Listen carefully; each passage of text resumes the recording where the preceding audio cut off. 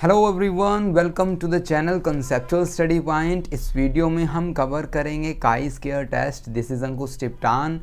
कैसे हम इसको यूज़ करते हैं, what is the definition, what is the formula, what are the assumptions, when to use, why to use, all the sort of questions we are going to discuss in this video. So chi square test को शुरू करने से पहले मैं आपको बताना चाहूँगा कुछ टर्म्स, जैसे कि आपको पता होना चाहिए parametric test, non parametric test, और third one is the categorical variables. और मैं उम्मीद करता हूं कि ये सभी आपको पता होगा कि पैरामीट्रिक टेस्ट किसे कहते हैं, नॉन पैरामीट्रिक टेस्ट किसे कहते हैं, कैटेगोरिकल वेरिएबल्स किसे कहते हैं, H0 किसे कहते हैं, नल हाइपोथेसिस, H1 या फिर HA किसे कहते हैं, अल्टरनेटिव हाइपोथेसिस। ओके तो ये सभी टर्म्स है जो आपको पता होनी चाहिए काई-स्क्वायर टेस्ट जब आप पढ़ रहे हैं। तो ये मैं अज्यूम करता हूँ कि आप काई-स्क्वायर टेस्ट पढ़ने आए हैं तो आपको इन सभी टर्म्स के बारे में पता होगा। जिन स्टूडेंट्स को नहीं पता, एक छोटा सा ओवरव्यू मैं इन टर्म्स के बारे में देता हूँ। पैरामीट्रिक टेस्ट कौन से टेस्ट होते हैं, जब हमारे पास डाटा होता है जिसको हम टेस्ट करने वाले हैं, वो कुछ अजम्पशंस, जो सर्टन अजम्पशंस जो हमें प्रोवाइड की जाती हैं, उन अजम्पशंस को फॉलो कर रहा है तो हम पैरामीट्रिक टेस्ट को लगाते हैं सिंपली। ओके जब वो अजम्पशंस हम फॉलो नहीं कर पाते तब हम नॉन पैरामीट्रिक टेस्ट को लगाते हैं। अब आप ये कहेंगे कि मैं इन टर्म्स को पूछ क्यों रहा हूँ यहाँ पर। तो भाई पैरामीट्रिक टेस्ट और नॉन पैरामीट्रिक टेस्ट, काई-स्क्वायर एक ऐसा टेस्ट है जो दोनों के लिए यूज़ किया जा सकता है, as a parametric test, as a non parametric test, understand. लेकिन इस वीडियो में हम बात करेंगे chi square test as a non parametric test.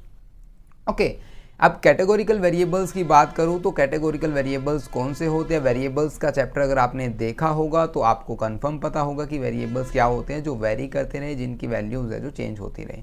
तो कैटेगोरिकल वेरिएबल्स वो होंगे जो डाटा को कैटेगरी में डिवाइड करने में, आइडेंटिफाई करने में हमारी हेल्प करे simply. Okay so categorical variables भी के टाइप्स होते हैं हमारे पास, आर्टिफिशियल, अंडरस्टैंड, या फिर हम कहेंगे नेचुरल कैटेगोरिकल वेरिएबल। अब नेचुरल में हम एग्जांपल ले सकते हैं जेंडर का, ठीक है, और आर्टिफिशियल में आप एग्जांपल ले सकते हैं मूड का या फिर हेल्थ का। अब ये नेचुरल और आर्टिफिशियल क्या होता है, नेचुरल में जिसमें आपके सिर्फ है जो डाइक्टोमस वेरिएबल्स होते हैं ना, हम ये कह सकते हैं कि जिनके अंदर ना सर्टन लेवल फिक्स्ड होते हैं, उससे ज़्यादा जो कैटेगरीज में आप उसको डिवाइड नहीं कर सकते। जैसे कि जेंडर है, मेल फीमेल, है ना। लेकिन हेल्थ को कैसे कर सकते हैं हम कि मेरा थोड़ा सा हेल्थ ठीक है, मेरी थोड़ी सी तबीयत ख़राब है, या मैं बिल्कुल हेल्दी हूँ, या मैं बिल्कुल ही बीमार हूँ। आप ऐसे है जो इनमें फर्दर कैटेगरीज को आप अपने मनचाहे ढंग से इनको कैटेगराइज कर सकते हैं। तो ये आर्टिफिशियल कैटेगोरिकल वेरिएबल हो गए, नेचुरल कैटेगोरिकल वेरिएबल हो गए, ये भी मैंने बता दिया आपको। अब H0 के बारे में आपको पता होगा, हम इसको किससे डिनोट करते हैं, नल हाइपोथेसिस से डिनोट इसको H0 से करते हैं। हम बोलते हैं इसको नल हाइपोथेसिस है। और H1 या HA को हम कहते हैं अल्टरनेटिव हाइपोथेसिस, ठीक है। HA या H1 A1 से इसे डिनोट किया जाता है। नल हाइपोथेसिस क्या कहती है, नो रिलेशनशिप या significant, there is no significant difference between the variables, and ये कहेगी कि यस रिलेशनशिप। मैं अज्यूम कर रहा हूँ कि इन सभी बातों के बारे में आपको पता होगा, इन टर्म्स को आप है जो अच्छी तरह जानते होंगे। मैंने काफ़ी वीडियोस को चेकआउट किया यूट्यूब पर, तो वहाँ पर मुझे क्या पता चला, एक वीडियो में या तो आप इंडिपेंडेंस चेक कर रहे हैं, या फिर आप गुडनेस ऑफ फिट टेस्ट देख रहे हैं, या फिर आपको है जो होमोजेनिटी ऑफ डिस्ट्रीब्यूशन चेकआउट करने को मिला है। हम कोशिश करेंगे तीनों को ही एक ही वीडियो में आपको इतने अच्छी तरीके से समझा सके कि आप समझ सकें, है ना। तो चलिए काई-स्क्वायर टेस्ट को शुरू करते हैं। काई-स्क्वायर टेस्ट को भाई डिनोट किया जाता है, डिनोशन से शुरू करेंगे काई-स्क्वायर से। देखिए इससे बड़ा सा x बनाया, उसके ऊपर 2 लगाया और उसको हम ऐसे डिनोट करते हैं। प्रोनाउंशिएट करने के लिए आप इसको ऐसे बोल सकते हैं कि आई काई-स्क्वायर, और कई स्टूडेंट्स इसको चाई-स्क्वायर भी बोलते हैं, हालांकि हम इसको राइट डाउन करते वक्त है जो CHI-स्क्वायर लिखते हैं, ठीक है। थोड़ी सी हिस्ट्री बताता हूँ मैं।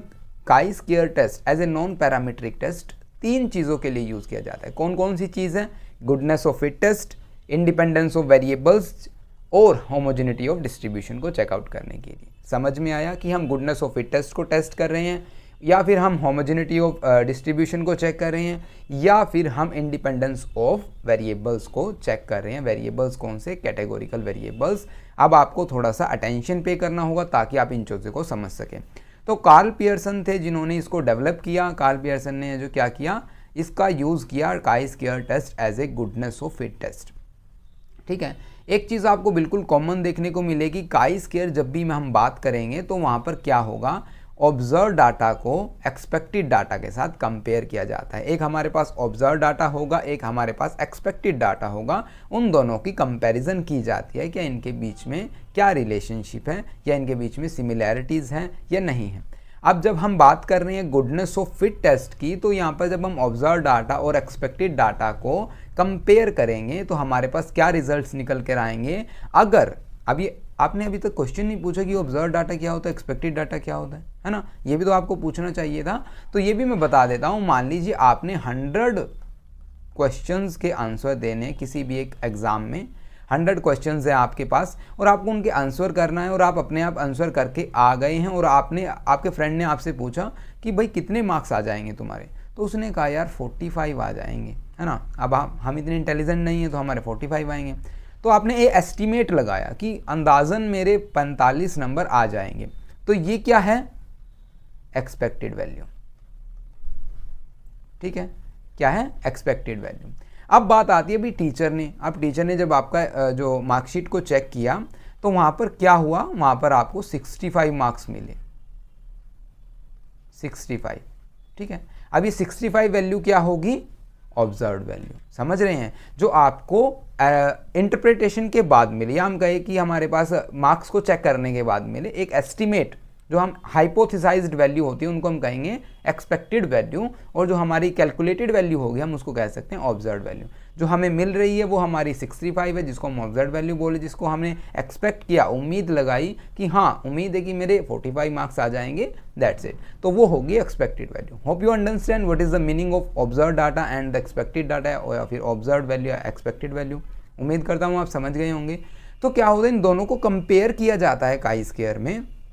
अब कार्ल पियर्सन ने क्या किया, गुडनेस ऑफ फिट टेस्ट के लिए इसका यूज़ किया। अब ये गुडनेस ऑफ फिट टेस्ट क्या होगा, इंडिपेंडेंस ऑफ वेरिएबल क्या होगा, और होमोजेनिटी ऑफ डिस्ट्रीब्यूशन क्या होगा। अगर ये 3 फंडा आपको समझ में आ गए तो आपका फंडा क्लियर है ना। तो चलिए अब हम शुरू करते हैं। शुरू तो हमने काफ़ी देर का किया हुआ है, तो अब हम goodness of fit test, independence और होमोजेनिटी पर चलते हैं। और जो रोनाल्ड ए फिशर ने, इन्होंने कैसे यूज़ किया था काई स्क्वायर को, as a test to independence, है ना, chi square test of independence of variables, जहाँ पर जो वेरिएबल्स होंगे वो कैटेगोरिकल वेरिएबल्स होंगे। अब आपका कन्फ्यूज़न हो गया होगा इन तीनों टर्म्स पर, ये होती क्या है। इनको समझने के लिए हमें एग्जाम्पल समझने होंगे, ऐसे नहीं आपको समझ में आएगा। सबसे पहले हम जो होमोजेनिटी नहीं, सबसे पहले हम गुडनेस ऑफ फिट टेस्ट करेंगे, जो कि कार्ल पियर्सन ने किया था। अब जैसा कि मैंने वहाँ पर क्या बताया कि आपने एक्सपेक्टेशन की, क्या एक्सपेक्टेशन की कि मेरे जो 45 मार्क्स आ जाएंगे, ठीक है, और जो ऑब्जर्व्ड वैल्यू थी, अभी एग्जाम्पल शुरू हो गए यहाँ पर, वो आपकी 65 थी। ठीक है, समझ में आ गया। अब आप मुझे ये बताइए, जब आपने एक्सपेक्टेशन की तो ऑब्जर्व्ड वैल्यू, यहाँ पर सिर्फ 2 केसेस होते हैं, या तो आपकी एक्सपेक्टेशन आपकी ऑब्जर्व्ड वैल्यू से सेम है ना, आप ये कहेंगे कि मेरी उम्मीदों पर मैं खरा उतर गया, कि जितनी मेरी उम्मीदें थी उतना मेरा रिजल्ट आ गया, या तो ये होगा। या फिर आप कहेंगे कि यार मुझे तो उम्मीद ही नहीं थी इतने आ जाएंगे, है ना, दूसरा केस ये है। तो यहाँ पर हम क्या करेंगे, नल हाइपोथेसिस बनाएंगे और अल्टरनेटिव हाइपोथेसिस बनाएंगे।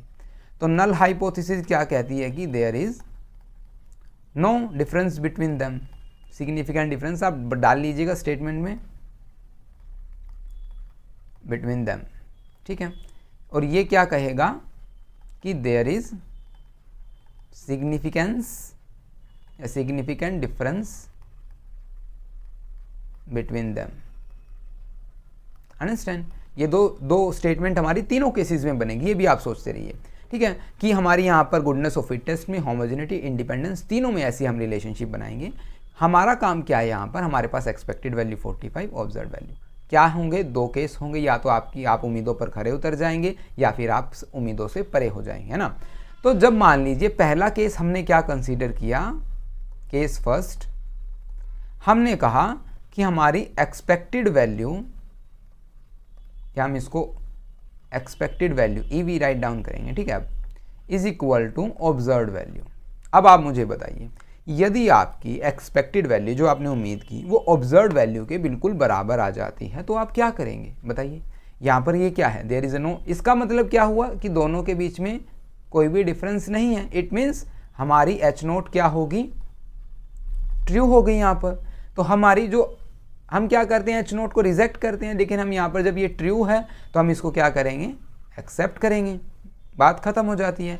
अदरवाइज अगर हमारा सेकंड केस जो आता है वो क्या आता है कि हमारी जो expected value is not equal to observed value, this implies that क्या होगा, इसका मतलब हमने जो एक्सपेक्ट किया था, जो हमारी उम्मीदें थी, वो हमारी ऑब्जर्व्ड वैल्यू, जो हमने जो नंबर लिए, जो मार्क्स हमने प्राप्त किए, वो बराबर नहीं है। इसका मतलब there is a significant difference between them, it means यहाँ पर H1 ट्रू है हमारी, तो यहाँ पर हम H नोट को क्या करेंगे, रिजेक्ट करेंगे। उम्मीद है कि आपको ये समझ में आ गया होगा कि जब हमारी एक्सपेक्टेड वैल्यू ऑब्जर्व्ड वैल्यू के बराबर होगी तो क्या होगा, वहाँ पर H नोट ट्रू होगी और हम इसको एक्सेप्ट कर लेंगे।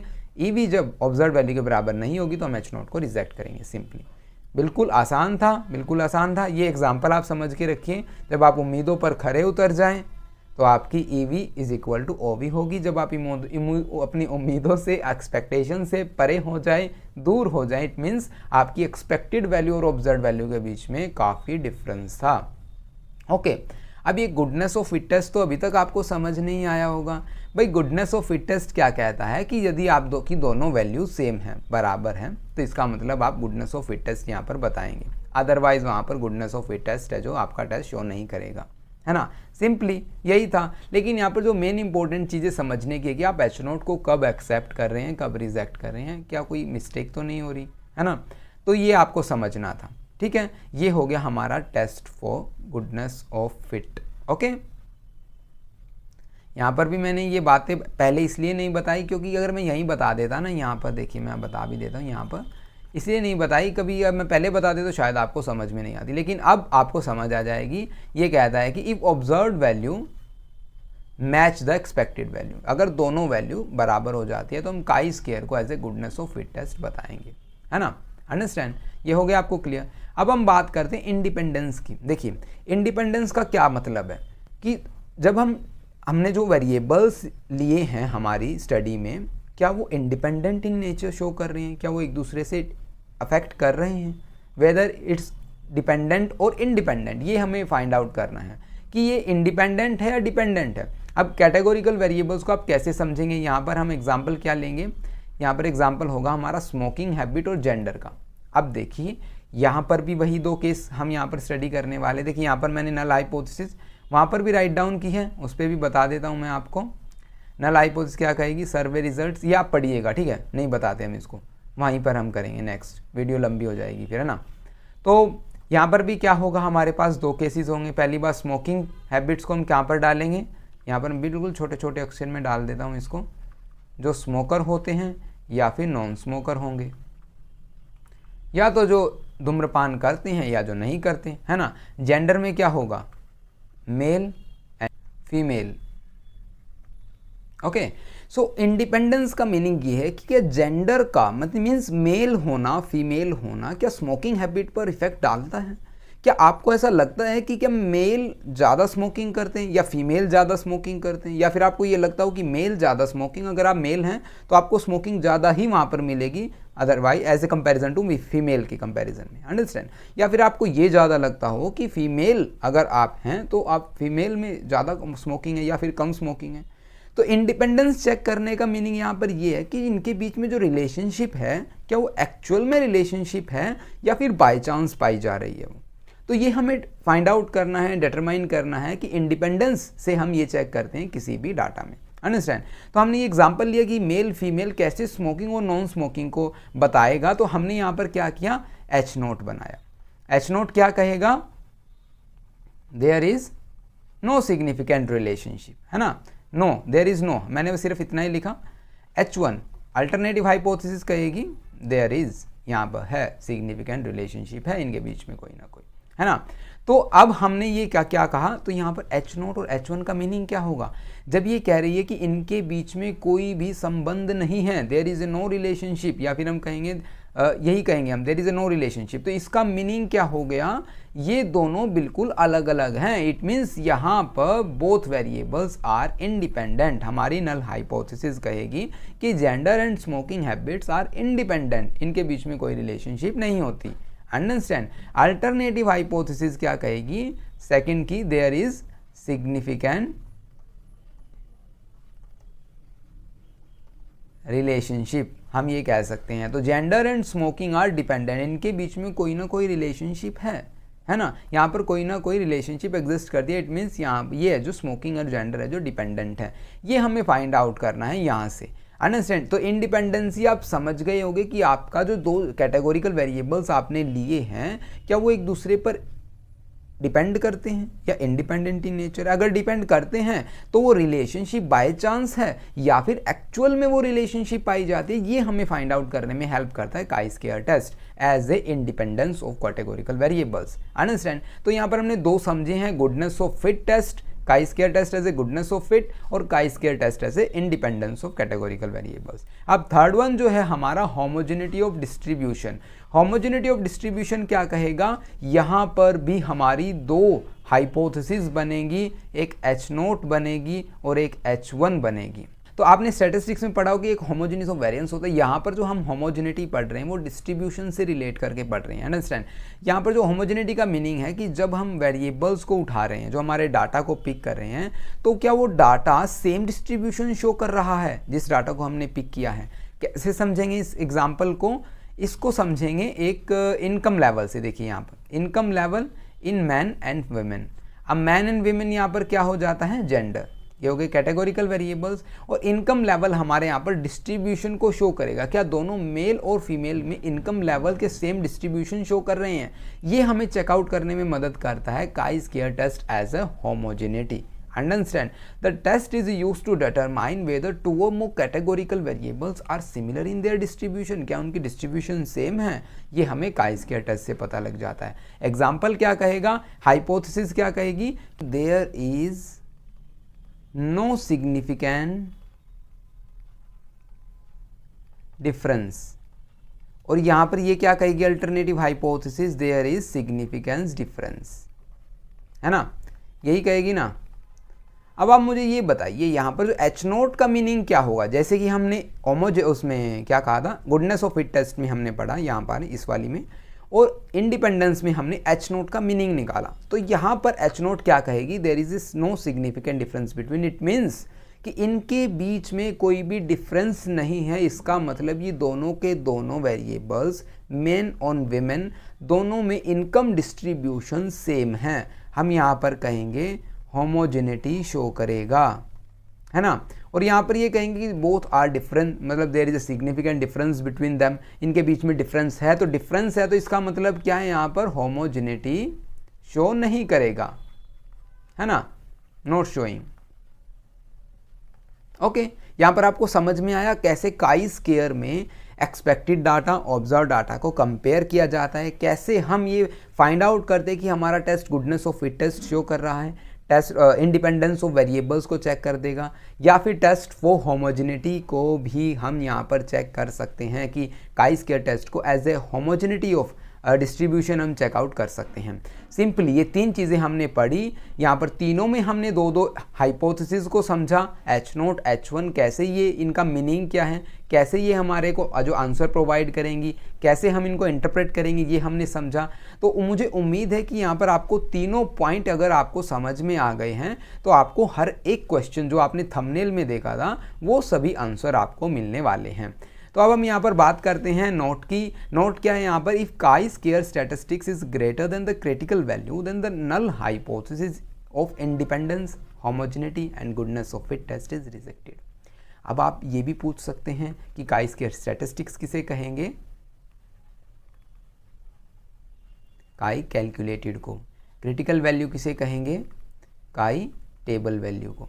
ठीक है, गुडनेस ऑफ फिट टेस्ट में हमने क्या देखा था, H0 को कैसे रिजेक्ट करते हैं, कैसे एक्सेप्ट करते हैं ना, तो वो आप सभी तीनों में अप्लाई कर सकते हैं ना। लेकिन हम क्या करेंगे, आपको एग्जाम में न्यूमेरिकल पूछा जाएगा, है ना। तो न्यूमेरिकल की जब आप वैल्यू निकालेंगे तो वहाँ पर कैलकुलेटेड वैल्यू होगी, अंडरस्टैंड, और हमें टेबल वैल्यू से जो से कंपेयर करना होगा। ठीक है, जब आपकी कैलकुलेटेड वैल्यू, अगर ये पहला केस है हमारा, if calculated value greater than the critical value,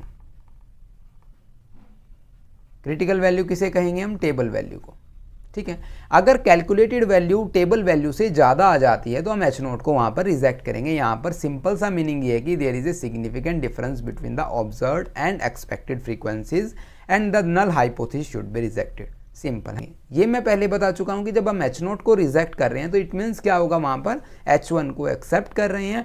H1 का एक्सेप्ट करने का मीनिंग ये हुआ there is significant difference between them. It means observed value और एक्सपेक्टेड वैल्यू दोनों अलग अलग हैं, आप अपनी उम्मीदों से परे हो गए हैं, सिंपली, है ना। तो अब हम डेफिनेशन पर चल जाते हैं। ये हमने 3 टॉपिक समझ लिए। तो सिंपली यहाँ पर डेफिनेशन बिल्कुल सेम है। The chi square test statistic is calculated by summing the square difference between the observed and expected frequency। यहाँ तक कि जो डेफिनेशन का मीनिंग ये है कि आप सम करें ऑब्जर्व वैल्यू एक्सपेक्टेड वैल्यू के डिफरेंस का सम, इनका स्क्वायर करेंगे और उसको डिवाइड कर देंगे एक्सपेक्टेड वैल्यू से। ये हमारी काई स्क्वायर वैल्यू का जो फॉर्मूला आ जाएगा। अंडरस्टैंड। यहाँ पर थे हम expected frequency for each category of contingency table. The contingency table that is table that shows the frequency of 2 और मोर कैटेगोरिकल वेरिएबल्स। अब ये मैंने फॉर्मूला यहाँ पर लिख दिया, है ना। ये फॉर्मूला अब आप एक बार आप इससे फैमिलियर हो गए। अब हम आगे इसको फिर डिस्कस करेंगे। इससे पहले हमारा क्वेश्चन है व्हाई वी यूज़ काई-स्क्वायर टेस्ट। तो अब आपको ये क्वेश्चन का आंसर मिल गया होगा हम क्यों यूज़ करते हैं। टेस्ट फॉर इंडिपेंडेंस के लिए, गुडनेस ऑफ फिट टेस्ट के लिए, टेस्ट फॉर होमोजेनिटी के लिए। अंडरस्टैंड कि हम क्यों काई-स्क्वायर टेस्ट का यूज़ करते हैं as a non parametric test इन तीनों चीज़ों के लिए। अब मैं बार बार इनको नहीं पढ़ूंगा क्योंकि मैं इन तीनों को ब्रीफली समझा चुका हूँ।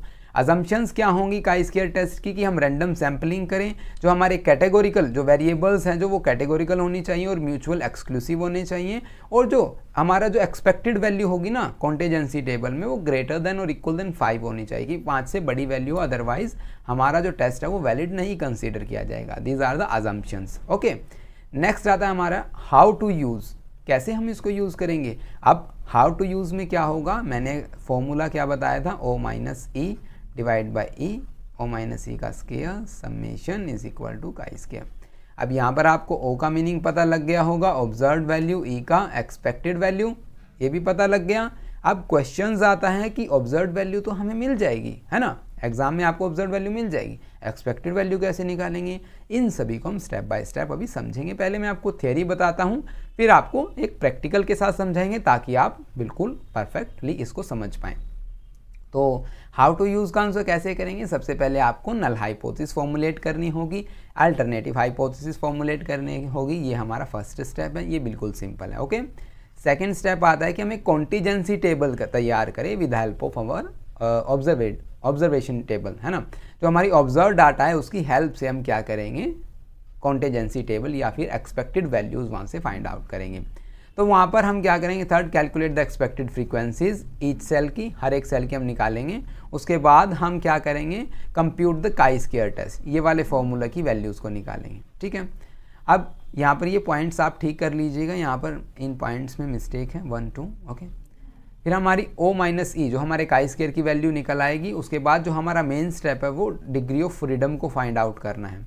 अब ये जो इन स्टेप्स में मैं बता रहा हूँ, ये स्टेप्स में एक बार आपको पढ़ के बता रहा हूँ, भी प्रैक्टिकली भी करके दिखाऊंगा। कभी आप ये सोच रहे कि अरे ये क्या टाइम पास चल पड़ा, है ना।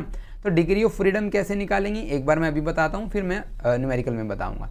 डिग्री ऑफ फ्रीडम भाई निकलेगा रो -1 कॉलम -1 सॉरी सी, ये हमारा डिग्री ऑफ फ्रीडम है। इनको मल्टीप्लाई कर दीजिए, वो हमारा डिग्री ऑफ फ्रीडम हो जाएगा। ओके, तो अब हम काई-स्क्वायर की जो हमारी कैलकुलेटेड वैल्यू है उनको दोनों को कंपेयर करेंगे जो टेबल वैल्यू से, ये हमारा आंसर आ जाएगा। तो अब हम शुरू करते हैं इसकी कैलकुलेशन, मीन्स हमारा एक न्यूमेरिकल, जिससे कि आपको एग्जाम में काफ़ी हेल्प होगी कि काई-स्क्वायर टेस्ट कैसे फाइंड आउट करते हैं, आपके पास अगर डाटा है तो अप्लाई कैसे करना है। तो यहाँ पर है जो क्या है, शॉप है, हमारे पास 2 कैटेगोरिकल वेरिएबल है, shop in town, shop in village. अब यहाँ पर जगह थोड़ी कंजस्टेड है तो हम नेक्स्ट शीट पर चलते हैं। रन बाय मैन की एक, मान लीजिए कोई शहर में कोई शॉप है जिसको एक जिसका ओनर है जो कोई व्यक्ति है, आदमी है, ठीक है, या फिर कोई शहर में ही शॉप है जिसका ओनर क्या कौन है, एक औरत है, ठीक है। या फिर हम यही चीज़ें गांव पर अप्लाई कर दें, किसी विलेज पर अप्लाई कर दें, मैन एंड वीमेन किसकी ज़्यादा बेहतर चल रही है, हम ये कह सकते हैं। या फिर हम चेकआउट करेंगे तो हमारा डाटा डिपेंड करता है क्या डाटा है। तो फिलहाल हमारे पास ये डाटा है, हम यहाँ पर 17, 3, 18 एंड 12 नेक्स्ट शीट पर बनाते हैं इसको। ये हम इसको लिख देंगे ऑब्जर्व डाटा, ठीक है। आपको एग्जाम में ऐसे ही राइट डाउन करना होगा।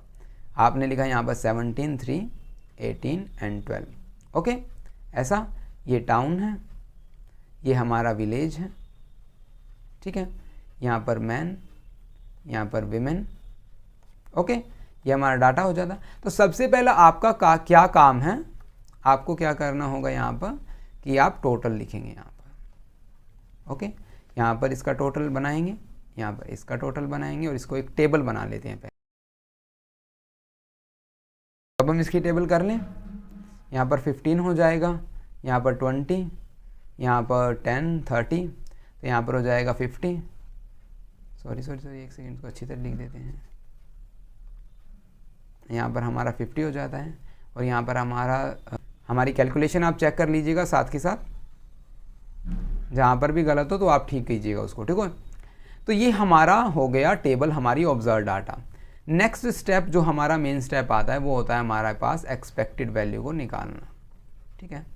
एक्सपेक्टेड वैल्यू या आप कॉन्टीजेंसी टेबल कुछ भी यहाँ पे बोल सकते हैं, ठीक है। ये कैसे निकलेगी भाई? अब यहाँ पर इसको निकालने के लिए आपको क्या करना होगा, हम ऐसे वैल्यू को कंसीडर करेंगे A11, this one, row 1 and column 1, okay. यहाँ पर A2, 1, 2 कि हमारी जो रो फर्स्ट है, कॉलम सेकंड है, A21 और A22, ओके। ऐसे हमने राइट डाउन किया।